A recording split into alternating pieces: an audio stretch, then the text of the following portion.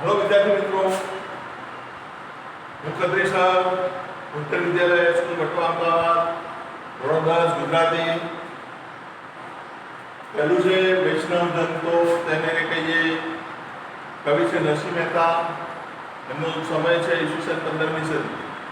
આપણે સૌ નરસિંહ મહેતાને જાણીએ છીએ. તેમના પ્રભાતિયા ભજન આખા દુનિયાની અંદર પ્રખ્યાત છે. એમાં ભારતમાં તો બહુ જ પ્રખ્યાત છે.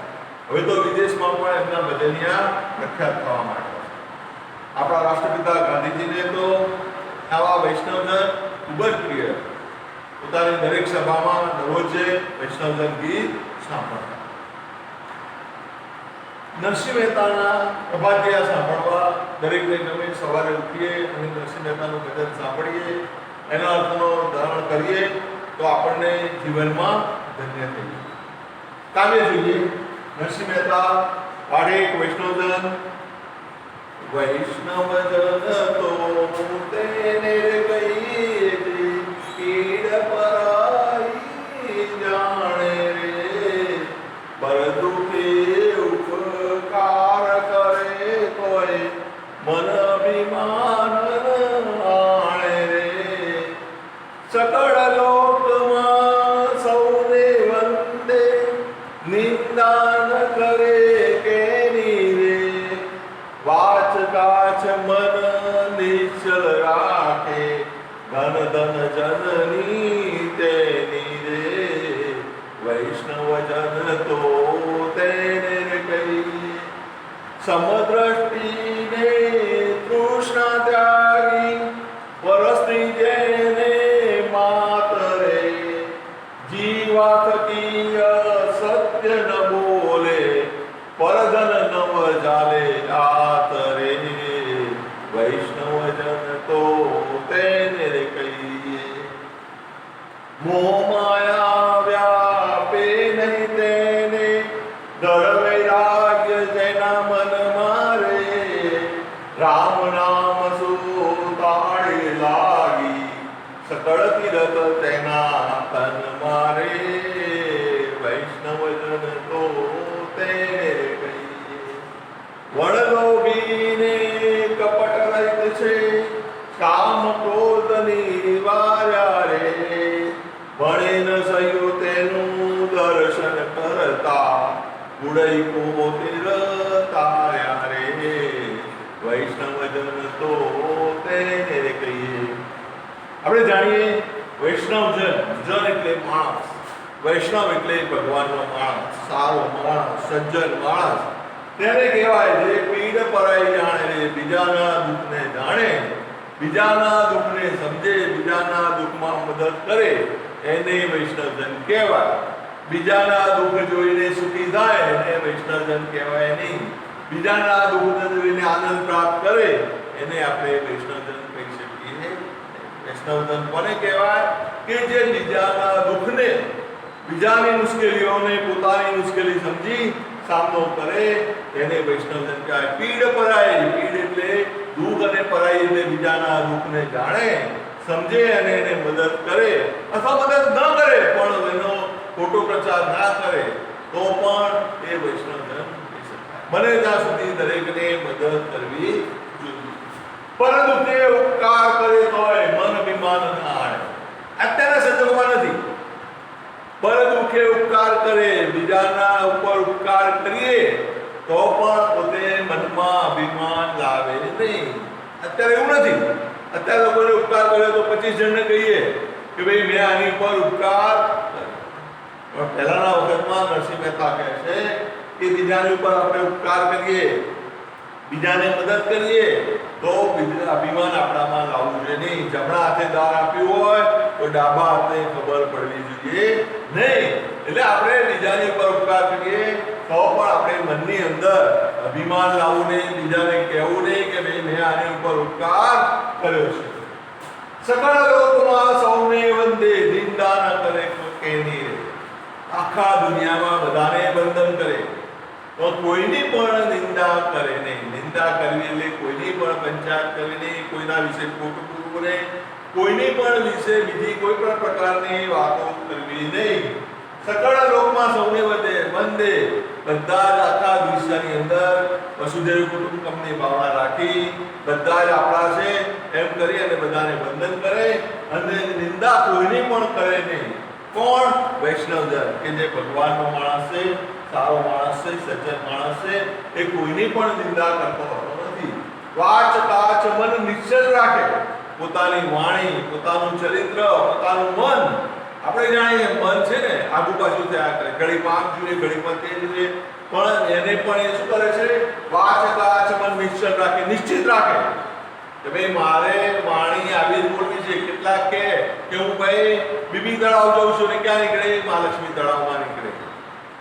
એવું નહીં, વાણી જે બોલ્યા એ પ્રમાણે કામ કરવાનું, આપણું ચારિત્ર સ્વચ્છ રાખવાનું, આપણા ચારિત્રને કોઈ પણ પ્રકારનો દાગ પડવો જોઈએ નહીં. આપણું મન છે એ અટલ રાખવાનું, મનની અંદર વારે ઘડીએ ફેરફાર કરવાના નહીં.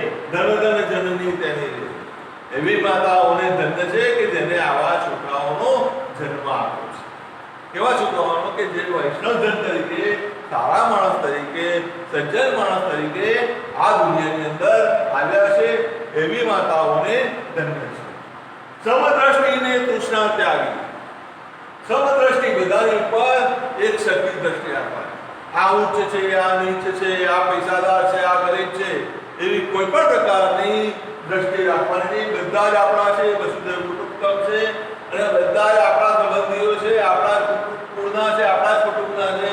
માનવ એક સામાજિક પ્રાણી છે ને આપણે પણ એમાં સમાજમાં રહીએ છીએ એમ રાખે એને સમદ્રષ્ટિ કહેવાય. તૃષ્ણા ત્યાગી, ઈચ્છાનો ત્યાગ કરે કે પેલાના ઘેર ટીવી આવ્યું તો આપણા ઘરે પણ ટીવી હોવું જોઈએ, એવી ઈચ્છાઓ રાખવાની. આપણી જે કઈ તૃષ્ણા છે, આપણે જે કઈ ઈચ્છાઓ છે એને આપણે શું કરવાનો? ત્યાગ કરવાનો. આપણે કાંઈ પૈસા હોય તો લાવવાનું, ના હોય તો નહીં લાવવાનું. પર સ્ત્રી જેને માતે, બીજી સ્ત્રી દેખાય તેને માતા તરીકે. આપણે ગાંધીજીને જાણીએ છીએ કે કસ્તુરબાને પણ બા કહેતા, એટલે બીજાની સ્ત્રીને આપણે શું કરવાનું છે? માતા ગણવાની. જીવા કદી અસત્ય ન બોલે, જીભ વાણી કદી અસત્ય બોલે નહીં. આજના જમાનામાં જોઈએ તો બધા અસત્ય વધારે બોલવા વાળા હોય છે, પણ આપણે છોકરાઓ ધ્યાન રાખવાનું, આપણે કદી પણ અસત્ય બોલવાનું નહીં. આપણા મોઢામાંથી, આપણી જીભ ઉપરથી અસત્ય વાક્યો કદી આવવા જોઈએ નહીં. સાચા અને સારા વાક્યો જ આવવા જોઈએ. જીવા કદી અસત્ય ન બોલે, કદી આપણી જીભ ઉપરથી અસત્ય બોલવાનું નહીં. પરધન ન ચાલે હાથે, બીજાના પૈસાને, બીજાના ધનને આપણે હાથ લગાડવાનો નથી. આપણે જે કમાઈએ છીએ, આપણે આર્થિક પ્રવૃત્તિ કરીએ છીએ, આપણી પાસે જે પૈસા છે એ જ આપણા પૈસા. બીજાની પાસેથી આપણે પૈસા છીનવી લેવાના નથી, એનું ગજું કાપવાનું નથી, એની પાસેથી પડાવી લેવાનું. એવું જો પડાવી લે એને સજ્જન માણસ કહેવાય નહીં. પણ બીજી સ્ત્રીને પણ ના જોઈએ, બીજા ધનને ના જોઈએ, એને સજ્જન માણસ કહેવાય. મોહ માયા વ્યાપે નહીં તેને. મોહ માયા, આપણે બધા મોહ માયામાં સંકળાયેલા છીએ. મોહ માયા એટલે આ મારો, આ તારો, આ મારો ભાઈ છે, આ મારી બેન છે, આ મારો ભાઈ નથી, એને મોહ માયા કહેવાય. મોહ માયાને છોડી દેવાનું. આ બધા જ આપણું વસુધૈવ કુટુંબ છે અને આપણે આ બધા ભાઈઓ અને બહેનો છીએ એવી ભાવના રાખે એને મોહ માયા કહેવાય. એ આપણા શરીરમાં વ્યાપવી જોઈએ નહીં, આપણા મનમાં હોવું જોઈએ નહીં. મોહ માયા વ્યાપે નહીં ત્યારે દળ વૈરાગ્ય જેના મનમાં રહે. વૈરાગ્ય, કોઈ પણ પ્રકારની લાલસા આપણા મનમાં રાખવાની. મળે ખાવાનું, જે હોય આપણી પાસે એને વાપરવાનું, બીજાનું લઈને છીનવીને કંઈક કરવાનું નહીં. વૈરાગ્ય આપણા મનમાં રાખવાનું કે આપણી પાસે છે એનો સદુપયોગ કરવાનો, બીજાનું લઈને આપણે છીનવીને વાપરવાનું નથી. રામ નામ શું તાળે લાગી, સકળ તીરથ તેના. બસ આપણે રામનું નામ, ભગવાનનું નામ લેવાનું અને બધા તીરથ આપણા મનમાં રાખવાના. શ્રાવણ મહિનો હોય અને ઘરેથી એક લોટો લઈને નીકળે, પાણી અંદર ભરેલું હોય, મમ્મી બૂમ મારતો જાય, મમ્મી મમ્મી હું શંકર ભગવાનને દૂધ ચડાવવા જાઉં છું. અંદર જુઓ તો પાણી પણ ના હોય અને દૂધ પણ ના હોય. એવું અહીંયા કંઈ કરવાનું નથી. બિરબલનું જાણીએ છીએ આપણે, બરાબર. અકબરના દરબારમાં બિરબલે કહ્યું કે જો બધા કેટલા સાચા છે, એક કૂવો ખોદાયો અને કીધું કે બધા ભાઈ એક લોટો દૂધ નાખી આવજો, તો બધા પાણી નાખી આવ્યા. કે આપણું બધા દૂધ નાખશે, આપણે પાણી નાખવાથી કંઈ થવાનું નથી. પણ આપણે એને રાખવાનું નથી. આપણે રામ નામ લેવાનું છે, ભગવાનનું નામ લેવાનું છે, અલ્લાહનું નામ લેવાનું છે, ઈશ્વરનું નામ લેવાનું છે અને આપણા મનની અંદર બધા તીરથ રાખવાના છે. બધા તીરથ આપણા મનમાં રાખવાના. આપણું મન સ્વચ્છ હશે તો બધા જ ભગવાન આપણી પાસે. હમણાં જ આવે છે વિષ્ણુ પુરાણ, એની અંદર અરણ્યકશ્યપ બતાવે છે કે ભાઈ ભગવાન તો પોતાના મનમાં હોવા જોઈએ. આ સમગ્ર પૃથ્વી પર આ મકાનની અંદર, દિવાલમાં, બધી જગ્યાએ ભગવાન રહેલા છે. તો આપણે શું કરવાનું છે? સકળ તીરથ, બધા ભગવાન આપણા મનમાં રાખવાના છે.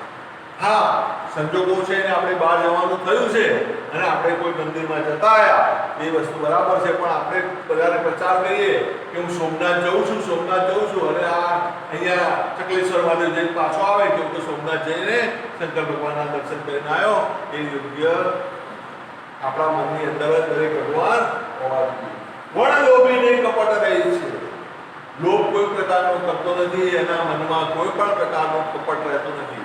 કંઈક બોલે કંઈક અને કરે કંઈક, બીજાને વાત કંઈક કરે અને બધાને ઝઘડો કરાવે, કપટ કરે, એ કપટી માણસ સજ્જન માણસ કહેવાય નહીં. એ લોભ કરે એ માણસને સજ્જન માણસ કહેવાય નહીં. સજ્જન માણસ કદી લોભ કરતો નથી, કદી કપટ કરતો નથી, બીજાને દુઃખ આપતો નથી. કામ ક્રોધ નિવાર્યા રહે, ફક્ત કામ કરે, ક્રોધ કોઈ દિવસે લાવે. કામ ને કામ, બસ પોતાનું કામ અને બીજાને મદદ કરવી, એનું નામ જ સજ્જન માણસ કહેવાય. ભણે નરસિંહ તેનું દર્શન કરતા. નરસિંહ મહેતા કહે છે કે આવા વ્યક્તિના જો આપણે દર્શન કરીએ તો આપણા 71 કુળ આપણા જે 71 પેઢી છે એ આપણી પેઢીઓ 71 પેઢીને આપણું જીવન ધન્ય.